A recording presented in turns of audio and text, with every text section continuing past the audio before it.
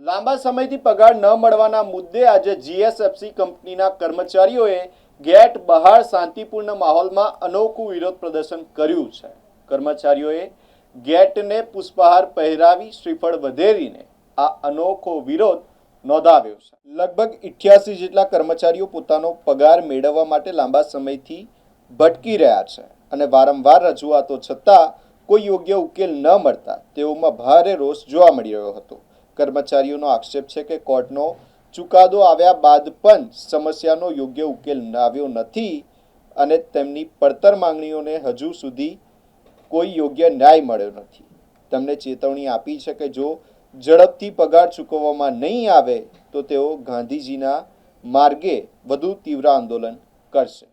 અમારી માંગણી એ જ છે કે ગયા વર્ષે પણ અમે ધરણા પર બેઠા હતા ત્યારે અમને કંપનીએ 4 મહિનાનો પગાર આપ્યો।